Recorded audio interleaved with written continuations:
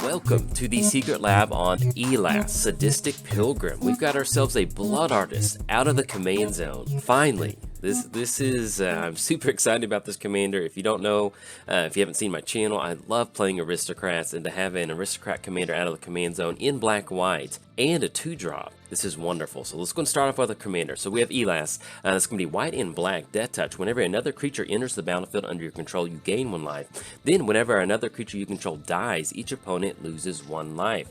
Now as far as the creative on a build like this, you could put this at 3. We're going to put it in the middle just on 2, just because you do probably want to run some sort of variation of aristocrats. You probably want to have sack outlets in here.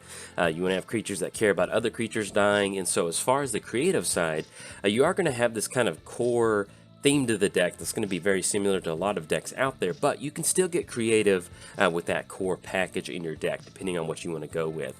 Now as far as the support goes, you definitely want to have a very high support for a deck like this. You know, this is a very strong effect, and so including things in your deck that care about other creatures dying, kind of amplifying our commander's effect as far as whenever one of our creatures dies, they lose a life. You want to have a very strong support package, whatever that is, to really kind of help our commander shine. And as far as the timing goes, this is a very unique commander that it only costs 2.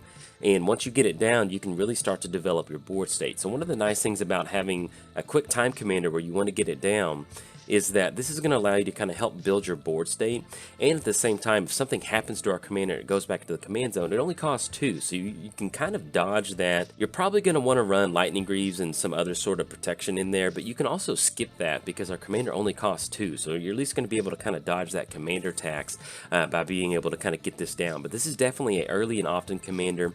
You want to have this commander on the battlefield, but if you build your deck in such a way to where it can still function without your commander, that's really going to help alleviate a lot of the the targeting from people at the table on our commander.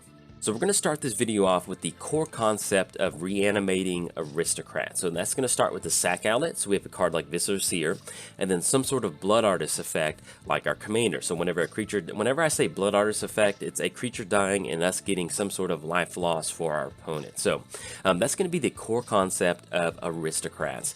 And one of the big payoff cards for a deck like this is going to be Living Death.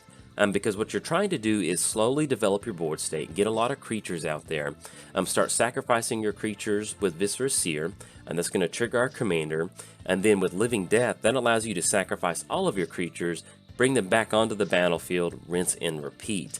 One of the good things about aristocrats is when you have a high volume of creatures out there, you may not be able to sacrifice all of your creatures and close the game out, but with something like Living Death, that's going to allow you to sacrifice the creatures, rinse and repeat, bring them back out, and do it again.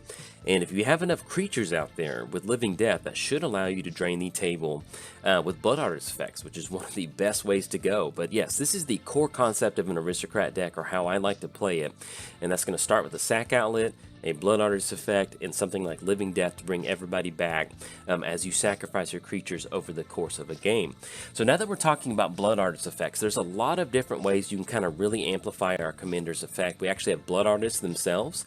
Now with Blood Artists, that is target player loses 1 life and you gain 1 life. So that does matter because that's only 1 person at the table. But then you have cards like Cruel Celebrant and Zulaport Cutthroat. With Cruel Celebrant, each opponent loses 1 life and you gain 1 life, and same thing with Zulaport Cutthroat. So you can see if we have our commander on the battlefield, we have Blood Artist, Cruel Celebrant, Zulaport Cutthroat. That's going to be 4 types of Blood Artist style effects. When we sacrifice a creature, that's going to be the entire table getting hit for 3 life loss. We gain 3 life, and then that's going to be 1 targeted Blood Artist effect. So you can see what I was talking about is when you get a lot of creatures out there, having some sort of extra commander out there in a Blood Artist effect, it really amplifies your ability to sacrifice a creature and drain your opponent's life totals. There's also Vindictive Vampire, Corpse Knight, Falconwrath Noble. With Corpse Knight, it's not a Blood Artist effect, but whenever a creature enters the battlefield under your control, each opponent loses 1 life. So with Corpse Knight, let's say that we go for Living Death. We have all 6 of these creatures enter the battlefield with Living Death. Corpse Knight will see all the creatures enter the battlefield off of a Living Death. So that's going to be 1, 2, 3, 4, 5, 6. That's going to be 6 life loss for our opponent. Then we start sacrificing. So we start sacrificing some of these creatures out there. That's going to be 5 Blood Artist effects. You can see where just having a lot of these creatures out there ends up being kind of building this really tough board state that's hard to deal with. Some other ways you can kind of get on that Blood Artist style effect, the Meat Hook Massacre. That's going to be a nice way to kind of go for some board wipe removal and at the same time have that static enchantment Blood Artist effect. Same thing with Bastion of Remembrance. We get a soldier token, but for the most part we just want to have that Blood Artist effect on Bastion of Remembrance. And then with Teysa, if a creature dying causes a triggered ability of a permanent you control to trigger, it triggers an additional time. Creature tokens you control have Vigilance and Lifelink. That is nice, but for the most part, this is basically just a Panharmonicon style effect for things dying. So let's say we have Blood Artist, Vindictive Vampire, Zulaport Cutthroat, Falcon Rough Noble. We sacrifice a creature, that's going to be 4 triggers right there. With Teysa on the battlefield, that's going to double it. So that's going to turn into 8 triggers with Teysa on the battlefield. So you can really see where once you have a lot of creatures out there and you start to really amplify these effects, it's going to make it really hard for the table to deal with them, and you can do this all at instant speed with the sacrifice ability. Outside of the Blood Artist effects in a deck like this, you do want to diversify your sack outlets. You want to have sack outlets in your deck. Carrion Feeder, Cartel Aristocrat, Yawgmoth. These are all wonderful ways that we can sacrifice our creature, get those Blood Artist effects going, and really attack the table. One of the nice things about a sack outlet that you're looking for is look at Carrion Feeder. So Carrion Feeder says sacrifice a creature. And so that will allow us to sacrifice Carrion Feeders to its own ability. Taking it, for example, Cartel Aristocrat, sacrifice another creature. So with Cartel Aristocrat, that's not going to allow you to sacrifice Cartel Aristocrat to their own ability. So that is something to keep in mind. If you can run a sack outlet in here, you want something that's going to be able to sacrifice the entire board state. You never know. Maybe you need to sacrifice Carrion Feeder at the very last minute to make sure it goes to the graveyard. If we're trying to get Cartel Aristocrat into the graveyard and there's no other sack outlets out there, Cartel Aristocrat's just going to hang around because it has the sacrifice another creature clause. So that is just something to keep in mind. And the other thing is, if you're running a lot of Blood Artist effects, you want to make sure you have not just as many sack outlets, but one of the worst things when you're playing Aristocrats is if you have all of your Blood Artist effects out there and you don't have a sack outlet, you can't get the party started. So you want to make sure you're running a pretty good chunk of sack outlets in your deck. There's also stuff like Yawgmoth. Pay 1 life, sacrifice another creature. We can do the -1 thing, but for the most part, we get to go for that card draw. So with Yawgmoth, that's going to be a wonderful sack outlet in a deck like this, because it's going to allow us to go for the -1 counters on our opponent's creatures, or maybe our creatures for whatever reason. And then that card draw is really going to help you dig towards something like Living Death or Rally the Ancestors. But whatever your sack outlets are, you just want to have a diverse mix of them, whether it's just going for that Blood Artist effect or something like Yawgmoth, giving you that card draw ability. And also with Yawgmoth, that is a human cleric. So if you want to build this deck in kind of like this human cleric flavor build, Yawgmoth is definitely on theme. We also have Priest of Forgotten Gods. We can sacrifice 2 creatures. Target players lose 2 life, and then we get to add 2 mana and draw a card. With Priest of the Forgotten Gods, I have played with this card. It is nice to have it in a deck, but with that sacrifice 2 other creatures clause and a tap ability, it's not going to allow you to sack the entire board out. So it is nice to have that added benefit on there, and Priest is a human cleric, so that does kind of fit with a lot of the theme in our deck. But for the most part, it's nice, but you don't want this to be your primary sack outlet. There's also cards like Eily. One of the downsides to Eily is that it costs 1 colorless mana to go for that sacrifice ability, but to have some life gain, it's kind of nice. And then with Whisper, we can sacrifice 2 creatures to return target creature card from your graveyard. So that's going to be kind of some of your Reanimator. And one of the nice things with Whisper is, let's say that we sacrifice Cartel Aristocrat and Blood Artist. We can sacrifice 2 other creatures, return target card from our graveyard. It just kind of keeps that feedback loop of creatures going from battlefield to graveyard back to the battlefield open, especially if you need some sort of specific creature on the battlefield. You can also run some of the lands that do allow you to sacrifice a creature. Phyrexian Tower is a wonderful way to sacrifice a creature that's not super crucial to your board state at the moment to get some extra mana. High Market's going to allow you to sacrifice a creature and gain some life. And then with Starlit Sanctum, this is a little bit more of a flavor land for the deck, but you can sacrifice a cleric to go for toughness, and then sacrifice for black mana. You can target player loses life equal to that cleric's power. So there are some clerics in there where you can get the power going, and you can hit somebody for 4 or 5 with that, and that's going to be a pretty good hit on that. You also have stuff like Ashnod's Altar, Hidden Stockpile, Phyrexian Altar. Once again, we're building an Aristocrat deck. You want to run some sort of diverse sack outlet portfolio in your deck, whatever you want to call it. You just want to have a lot of different ways to make sure that you can sacrifice a creature. Outside of these sack outlets for a deck like this, you do want to run cards that care about creatures dying outside of a Blood Artist effect. So we've got Grim and Midnight Reaper. These are going to give us card draw whenever a creature dies. Pitiless Plunderer, that's going to allow us to get some treasure tokens whenever a creature dies. And one of the nice things about Pitiless Plunderer is that it doesn't have a non-token creature clause on there. So if we sacrifice a token or we sacrifice a non-token creature, we're still going to get that treasure artifact. And once you have Pitiless Plunderer on the battlefield and you start sacking your board state, that's a lot of treasure tokens. It's going to give you a lot of mana, so that's very nice. Some of the other cards that care about creatures dying, we got Athreos, God of Passage. Whenever another creature you own dies, return it to your hand unless target opponent pays 3 life. So that's another way to kind of get this taxing effect of, you know, you don't really want Athreos on the battlefield late in the game when you're going for an Aristocrats win, especially if you're trying to get stuff into the graveyard. But over the course of a game, if you just want to start pinging people for 3 life and go for these value sacrifices, you can certainly do that. And if they return it to your hand, awesome. If it stays in the graveyard, then you can slowly start building towards that living death. Pawn of Ulamog is one of the best ways to amplify an Aristocrat win, because whenever another non-token creature you control dies, we get an Eldrazi spawn token. And so basically it just kind of doubles our board state. So let's say that we have 10 creatures on the battlefield and we have our commander out there. That's up to like 9 Blood Artist style effects. With Pawn of Ulamog out there, it kind of amplifies it to us almost having 18 creatures out there, because whenever a creature dies, we get that spawn token, which we can sacrifice for a Blood Artist effect. So that's nice to keep in mind. And then once again, Teysa. If a creature dying causes a triggered ability of a permanent you control to trigger, it goes in for an additional time. So with Grim, Midnight Reaper, Pawn of Ulamog, this is going to give you that nice amplification of getting extra value on the battlefield. There's also a Linda. Whenever another creature dies, put a +1 counter on it. Then whenever it dies, create X1/1 white vampire creature tokens with lifelink, where X is a Linda's power. So once again, if we have 10 creatures on the battlefield, we sacrifice those creatures. That's going to be 10 counters on a Linda. When a Linda gets sacrificed, that's going to be 10 vampire tokens on the battlefield. So you can see, you know, between a Linda and Pawn of Ulamog, if you're trying to sacrifice all your creatures in one go, this can really turn your creature base into, you know, where there's just 10 true creatures on the battlefield, it can amplify it to either 20 or 30 creatures that you can play around with to sacrifice for an Aristocrat. There's also Hallowed Spirit Keeper. Whenever it dies, we get to put X1/1 white spirit tokens onto the battlefield for X number of creature cards in your graveyard. So let's say we're sacrificing our board state. We're going to save Hallowed Spirit Keeper for the very last. We sacrifice those 10 creatures. We got 10 creatures in the graveyard. We go to sacrifice Hallowed Spirit Keeper. That's going to be 10 spirit tokens on the battlefield. So that's another way for you to sacrifice your board state, then get more creatures out there to really get that amping of the Blood Artist style effects. And the Sifter of Skulls. Sifter of Skulls is pretty much just like another Pawn of Ulamog. It's always nice to have something that gives you a creature whenever something dies. Outside of running stuff that, getting extra value from creatures dying, you do want to run some creatures in your deck that give you extra bodies on the battlefield. Ophiomancer at the beginning of each upkeep, if you have no snakes, we get to create a snake token. So you can see if we just have Ophiomancer down and Viscera Seer down, we sacrifice the snake token, get a Scry and a Scurry, and then we pass it to the next player's turn. We get another snake token. We can Scry and Scurry again with Viscera Seer and Ophiomancer.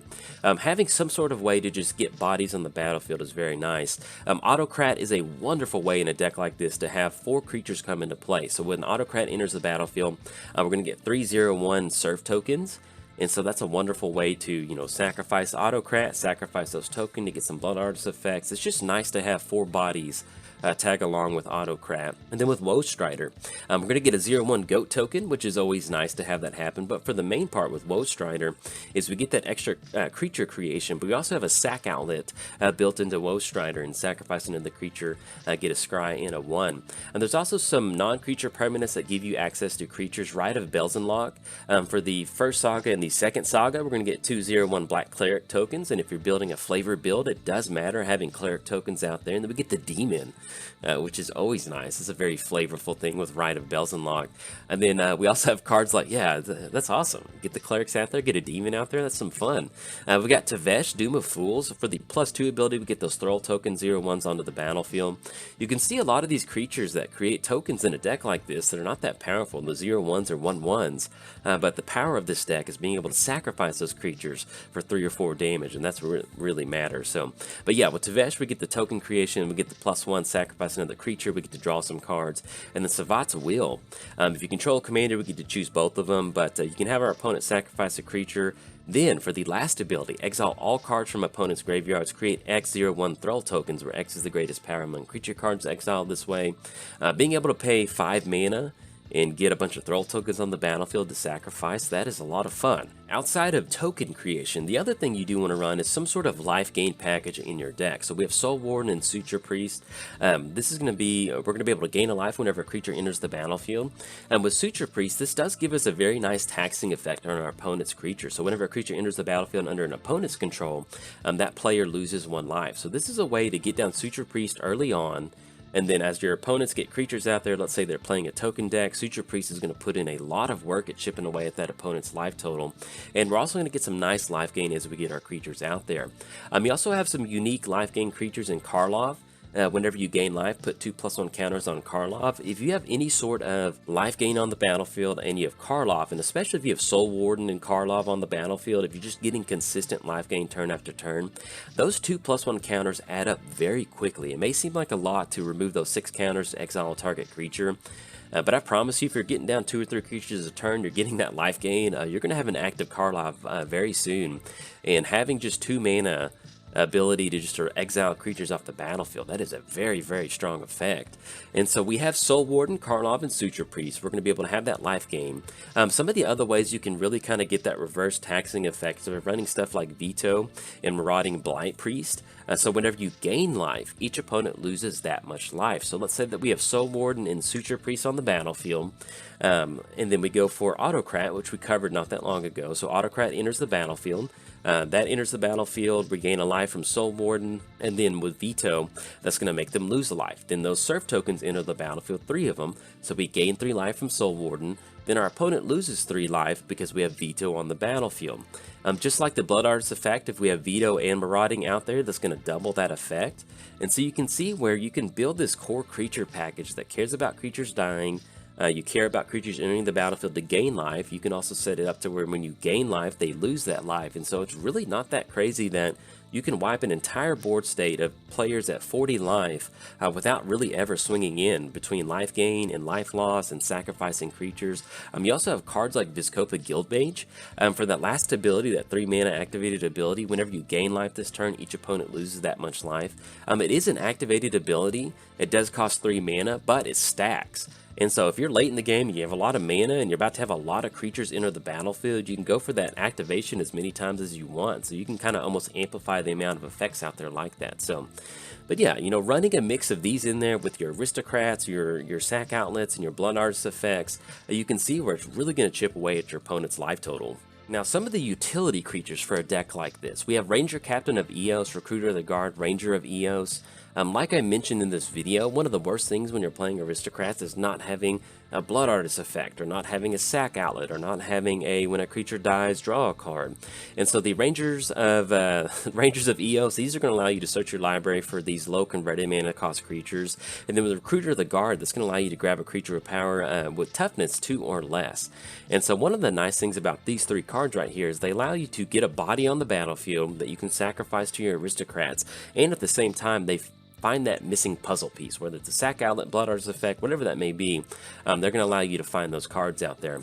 Some of the other good stuff, just general good stuff, Bygone Bishop is an absolute all-star in a deck like this, where you have a lot of low converted mana cost cards in here. With Bygone Bishop, whenever you cast a creature spell with converted mana cost 3 or less, you get a clue token. And with the clue token, you can pay 2 life, or not pay 2 life, you can pay 2 colorless mana to sack it and draw a card. If you get down Bygone Bishop very early on in your game, you're going to end up with a lot of clue tokens, because a lot of the cards in your deck are probably going to be 1-drop, 2-drop, 3-drops, and so that's going to be a wonderful way just to get some steady card draw over the course of the game. Disciple of Bolas, this is kind of a fun way to get some card advantage. If you have a high power creature out there, enters the battlefield, you gain X life, draw X cards, where X is that creature's power once you sacrifice it with that triggered ability. And so with Disciple of Bolas, you know, if you have some of your life gain stuff out there and make your opponent lose some life when you gain life, that's a wonderful way to get some card advantage and drain playing the table.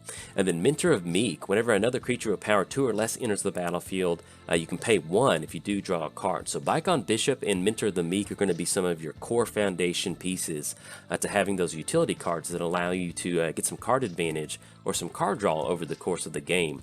Some other good stuff you may want to include in your deck, if you're not going for a full flavor human cleric build, you want to have some sort of recursion, reassembling skeleton, bloodghast. These are very easy ways, or easy creatures for you to sacrifice and get them back for very cheaply. And with Gravecrawler, if you're running any amount of zombies in your deck, you do create a loop with Gravecrawler to where if you have a zombie on the battlefield, you can sacrifice it. Let's say we have Phyrexian Altar out there. I think that's the one that gives, whatever the altar is that gives you color mana. So you sacrifice Gravecrawler with the zombie on the battlefield, you get the Blood Artist effect trigger.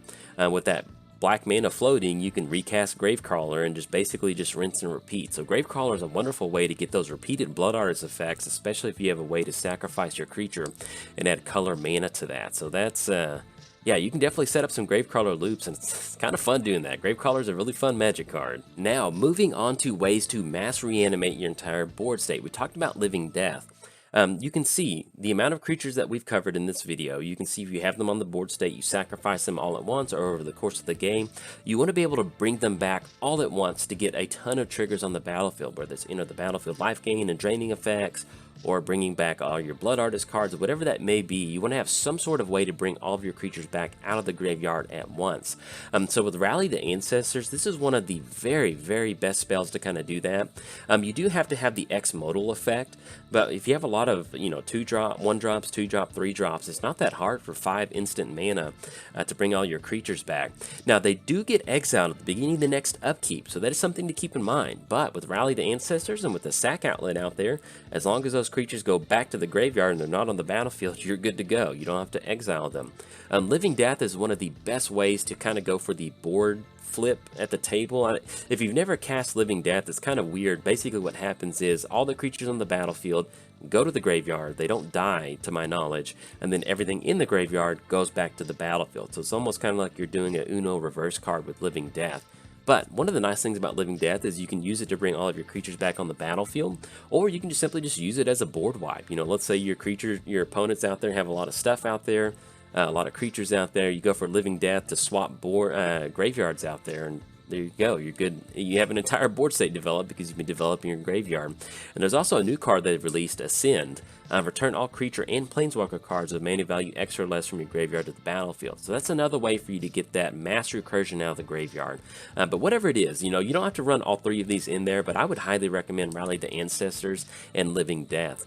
Outside of spells that bring back a bunch of creatures, you also have cards that allow us to kind of amplify cheat that graveyard system. So we have Nightmare Shepherd. Whenever another non-token creature you control dies, exile it. If you do, create a token that's a copy of it, except it's 1/1 and it's a nightmare. So essentially Nightmare Shepherd is kind of like this Living Death on a stick. The downside is it does exile them, so you do need to keep that in mind, because once that token does die, you no longer have access to it. But if you have a bunch of creatures out there and you're just trying to skip the whole Living Death Rally the Ancestors part, Nightmare Shepherd is going to allow you to cycle through your entire board state, exile them, and then have them come back onto the battlefield. So, like I mentioned in the video, if we have 10 creatures out there and we sacrifice them for 10 Blood Artist effects, or maybe 20 if we have 2 of them out there, with Nightmare Shepherd, that's going to allow us to exile it and kind of double the amount of triggers that we can go for. Luminous Broodmoth. This is one of the best things you can run in an Aristocrat deck. Whenever a creature you control without flying dies, return to the battlefield under its control with flying on it. Basically, it's just undying. A lot of our Aristocrats that we're running in here are their clerics and they're humans, and they don't have flying. So with Broodmoth on the battlefield, you can sacrifice your creatures, they go to the graveyard since they didn't have flying, then they come back with a flying counter, you're good to go. Now this is what makes Aristocrats fun, is let's say that we have Nightmare Shepherd and Luminous Broodmoth on the battlefield. So with both of these on the battlefield, we sacrifice a creature. Let's say that we sacrifice just a generic human cleric, so that human cleric doesn't have flying, it goes to the graveyard, we get some Blood Artist effects, then with Luminous Broodmoth, since it didn't have flying, it comes back, we sacrifice it again, we get some Blood Artist effects, it goes to the graveyard. Since it did have flying, we don't get that Broodmoth trigger, but with Nightmare Shepherd, we can exile it again. So you can see where if you have Nightmare Shepherd and Luminous Broodmoth on the battlefield, it kind of creates this loop to where you can sacrifice your creature, you know, almost up to 2 extra times to get those effects. And then stuff like Thrilling Encore, you know, this is kind of on with the main theme with the Rally the Ancestors of Living Death, but we get to put onto the battlefield all creatures that were put there from the graveyard this turn. So that's another way that you can sacrifice the board state, bring them all back, and be good to go. Now that we're talking about returning stuff out of the graveyard, you do want to run some things that get stuff into the graveyard. You know, let's say we have a packed graveyard, but we just need a couple more Blood Artist effects. Entomb and Buried Alive. Buried Alive is going to be one of the best ways to make sure you stack your graveyard. Search your library for up to 3 creature cards to put them into the graveyard. So with Buried Alive, you can grab Teysa, which is going to amplify the amount of dying triggers that we get. We can grab a Sack Outlet, and we can grab a Blood Artist effect. So there we go. Off for 3 mana, we have a stacked graveyard that's ready for Rally the Ancestors or Living Death. Entomb's going to put 1 card directly in there. It's always nice to have that if you need it. And then cards like Corp Connoisseur, that's going to give us a body on the battlefield, and then we can put a creature card into the graveyard. Moving on to a little bit more of the kind of flavor build for a deck like this. They've released a new card called Shadowrite Priest, which is, if you're building like a human cleric tribal deck, or a human cleric flavor deck, Shadowrite Priest is going to be your tribal lord for the deck. So other creatures you control get, other clerics you control get +1/+1. Then for a 5-minute activation, sacrifice another cleric, search your library for a black creature card, put it onto the battlefield. So there's a lot of really good cards out there. If you want to go for a little bit of a flavor, clerics and demons and a church, we got Razakath and Villas. With Villas, that's going to allow you to pay that life and get some really nice card draw. And then for Razakath, that's going to be a very, very expensive sack outlet. You can sack the board out, but it does give you tutors across the deck. So with Shadowrite Priest out there, you can sacrifice some clerics and get a demon on the battlefield and make the Church of Athreos very happy. Some of the other stuff you can grab with Shadowrite Priest, a Doom Whisperer, if you're going to be grabbing a demon, pay 2 life and Surveil for 2. This is a very, very strong effect in an Aristocrat deck, so that pay 2 life and Surveil for 2. This is going to allow you to, and especially if you have life gain over the course of a game, with Doom Whisperer, you're going to be able to pay that 2 life, dump cards into the graveyard, you know, look for something like Rally the Ancestors, look for something like Living Death, and that's going to allow you to put stuff in your graveyard, build up your graveyard, and find some sort of answer. So there's nothing wrong with Doom Whisperer on the battlefield, paying a huge chunk of your life total to just kind of cycle through your library and build up your graveyard. Tabarax, this is a wonderful card for a human cleric deck. It has a lifelink as long as there's 5 more counters on it. Then whenever another non-token creature you control dies, put a +1 counter on it. If that creature was a cleric, you draw a card and you lose 1 life. So this is a wonderful way to have a little bit of a kind of a threat on the battlefield, a flying threat out there, but at the same time it's going to fit on theme with our cleric build. And then grabbing something like Sir Conrad off of Shadowrite Priest. Whenever a creature dies or creature cards put in your graveyard, it deals 1 damage to each opponent. So this is another way that you can have a Blood Artist style effect that cares about a creature going to the graveyard. You can also just grab some good baseline stuff. We got Grave Merchant. It's always good to see Grave Merchant in on the battlefield, especially if we're running a high volume of creatures. We have those black mana symbols. We have Ravos Soul Tender, which is going to be a good thing to grab because that's going to be another way to kind of buff up our board state. If for some reason we can't get the whole Aristocrats game plan going, if you get Shadowrite Priest out there and you get Ravos Soul Tender out there, having your creatures get +2/+2, all of a sudden you've got an army. You can start swinging in at people. You know, that's going to be a really nice buff to a lot of your creatures that typically have low power and low toughness. Then we get the nice ability of being able to return a creature card from your graveyard to your hand. So you can go for some value sacrifices with the Ravos. And then just grabbing something like Grave Titan off of Shadowrite Priest. You know, that's going to get 2 extra bodies on the battlefield, and then we can swing in and get those zombies going. So we've talked about the core concept of Aristocrats, and that's sack outlets, that's Blood Artist effects, that's bringing everybody back. We're going to talk about some of the flavor builds that you can take this deck, and that's running a lot of clerics. So we have Rotlung Reanimator and Zathrid Necromancer. One of the cool things about these 2 cards in particular, so let's say that we have Rotlung on the battlefield and we have Necromancer on the battlefield, we sacrifice a human cleric. So with Rotlung, it says, hey, when a cleric is put in your graveyard, we get a 2/2 black zombie. With Necromancer, it says whenever a human you control dies, put a 2/2 black zombie on the battlefield. So if we have both of these on the battlefield, we sacrifice a human cleric, that's going to be 2 zombies that tag along. That's really going to amplify your Blood Artist style effects. We also have some really fun card like Skirtstag High Priest. You do have to have Morbid active active, and if you don't know what morbid is, that means a creature died this turn. So whether it's your creature or opponent's creature, as long as a creature has died, you have active ability on that, and that is tap 2 untapped creatures you control, put a 5/5 demon onto the battlefield. There's a lot of times where if we have Scourgestag High Priest out there, we pass around, we have an active Scourgestag High Priest. If something dies, you can just tap down a couple of your creatures, get a 5/5 demon on the battlefield, and you're good to go. Now, some of the other kind of good human clerics in a deck like this, we have Jaren, Corrupted Bishop. Enters the battlefield, or another non-token human you control dies, you lose 1 life and you get an extra human on the battlefield, so that will kind of amplify the amount of creatures you're getting out there. The last ability, if you have exactly 13 life, you can pay 6 mana and transform it. You hope that that happens, and we'll cover that card in just a second, but it's just nice to have that on there.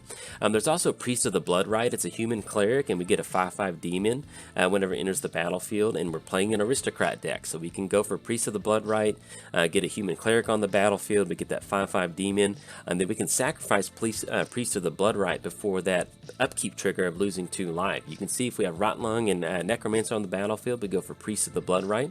We get that 5/5 demon, we sacrifice Priest before it gets back to our next turn. We skip that lose 2 life cause, and then we also get 2 extra zombies to tag along with Rotlung and Necromancer. And then Liliana. Liliana is just a good baseline creature. Whenever another non-token creature dies, we get to exile and then have her turn into a planeswalker. We get a zombie that tags along. So when Jaren flips into Ormondal the Corruptor, which is flying, lifelink, and trample. Then we have a sacrifice ability to draw a card. It will be hard to get that 13 life, but if you've got it in there, I mean, it's worth running Jaren in there just for baseline. And if you can get Jaren to flip into Ormondal, that's a wonderful thing. And then with Liliana flipping, that's going to be a planeswalker. The +2, you can attack your opponent's life total. The -X ability, that's going to allow you to bring some of your stuff out of the graveyard. So that's something to kind of keep in mind. We also have Militia Captain. At the beginning of your upkeep, we have 4 more creatures we're going to be able to get Militia Captain to flip. And that's going to turn into Westvale Cult Leader. It's going to have power and toughness equal to the number of creatures we control. Then we get that human cleric token on the battlefield. So once again, if we got Rotlung, Reanimator, Necromancer, we get Westvale to flip. We can sacrifice those human cleric tokens to get some extra zombies to tag along. Archfiend's Vessel, when it enters the battlefield, if it entered from the graveyard or you cast it from your graveyard, create a 5/5 demon creature token with flying. So if we bring this back, that's another way to get an extra demon. And look at that art, some beautiful art on that one. And then Thraben Doomsayer. This is a wonderful way to just get some humans on the battlefield with that activated ability. It does have Fateful Hour, so if you have 5 or less life, other creatures you control get +2/+2. Usually it's not going to matter on that, but there was one Church of Athreos game I played a very long time ago where Fateful Hour kicked in and I totally forgot about it, and that was enough for us to get the alpha swing with everybody getting +2/+2. So Thraben's going to be a human cleric which fits on theme with the flavor build, but also that Fateful Hour, it's just something to kind of remind yourself that it is on the card, because you will forget over the course of a game. And last but not least, some of the utility clerics you can run in a deck. Demon's Disciple, that's going to be a human cleric, and at the same time it allows us to make a player sacrifice a creature or planeswalker. Sin Collector is going to allow us to grab an instant or sorcery out of our opponent's hand, and then Fiend Hunter, that's going to allow us to exile one of our opponent's creature. Now we are playing an aristocrat deck that does allow us to sacrifice creatures, so with Fiend Hunter, there's a certain interaction you do need to be aware of. So whenever Fiend Hunter enters the battlefield, that trigger goes on the stack of exiling another target creature. So let's say that we cast Fiend Hunter, it enters the battlefield, that first ability goes on the stack. If we sacrifice Fiend Hunter in response to that trigger, what's going to happen is that second trigger, that delayed trigger, happens. So whenever Fiend Hunter leaves the battlefield, return the exile card to that player's battlefield. And so the way you can set this up in a sacrifice deck is it enters the battlefield, you get that trigger on the stack, sacrifice Fiend Hunter, that second ability goes. Since you never exiled anything, there's nothing to give back, and then you have that one trigger on the stack that allows you to just get a free exile. So with Fiend Hunter, that's almost going to be a Path to Exile, Swords to Plowshare without the added benefit, and then you can sacrifice it immediately, get some sort of bonus effect. So that is something to keep in mind if you're running Fiend Hunter in there. You've got a great baseline human cleric and Mother of Runes. Target creature you control gains protection from a color until the end of turn. Edgewalker is a really fun way to get that reduced cost on a lot of your planeswalkers. You can see if we get down Edgewalker, that's just a free commander spell right there, because they cost 1 white and 1 blue, 1 white and 1 black less to cast. So there's a lot of times if you get down Edgewalker and having that reduced color source in your spell reduction. It's a wonderful way to dump out a lot of creatures. And then we have fun cards like MTGOTraders. It enters the battlefield with some +1 counters on it, and we can put +1 counters on all of our creatures. Even though you may have a ton of sack outlets, you may have a ton of blood arts effects in your deck, sometimes you've got to turn those creatures sideways and start swinging, and MTGOTraders being able to put +1 counters on them, that helps you build a board state. Now, some of the flavor, and this is a little bit more of a flavor addition to the deck. I absolutely love it. This is what got me into Aristocrats, and that is Dark Supplicant, Human Cleric. Sacrifice 3 clerics, search your library graveyard hand for Scion of Darkness, put it into play, and then that puts Scion of Darkness into play. So it has trample, and whenever it deals combat damage to a player, we can put a creature from that player's graveyard into play under your control. So if you're building a really heavy Human Cleric theme build, toss Dark Supplicant and Scion of Darkness in there. It's just fun. It's not the craziest thing or the most powerful thing you can be doing in Commander, but being able to sacrifice 3 clerics to get a Scion of Darkness onto the battlefield, flavor-wise, it just feels good. And then we also have stuff like Aura, and with Aura, whenever Aura or another cleric you control dies, return target cleric card with lesser converted mana cost from your graveyard to the battlefield. So with Aura out there, it kind of allows you to, if you're building a heavy cleric theme, you can kind of have this feedback loop of, you know, getting clerics out of the graveyard onto the battlefield, sacrificing. That does have the lesser clause in there, but it's always nice to have some sort of free reanimation out of the graveyard. And that is going to bring us to the end of this secret lab. If you've never built an Aristocrat deck, if you've never built a black-white cleric deck, please build this deck. It is so much fun. This is what got me into Magic. We're talking about 10 years ago, probably when Blood Artist was first released. And if you've never built a deck that cares about sacrificing your own creatures to win the game, it's just a lot of fun. Now, one thing I will recommend in this deck is don't skip on the volume of creatures. Unless you're building Elas in like this, you know, Gravecrawler, Reanimator, loop style way. If you're just going for a value-based build of this deck, don't skip out on the amount of creatures, and just make sure you have a ton of overlapping value. Creatures that care about getting life gain when they enter the battlefield. Then have creatures that make your opponents lose life whenever you gain life. Have multiple copies of Blood Artist.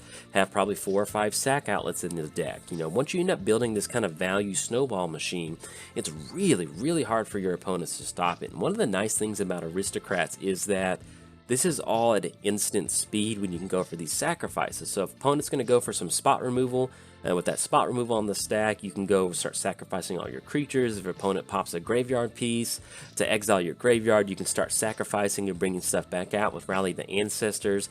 That's one of the nice things about Aristocrats, is that it is at instant speed, and it is very, very hard to deal with, and especially as you start to get a high volume of creatures out there.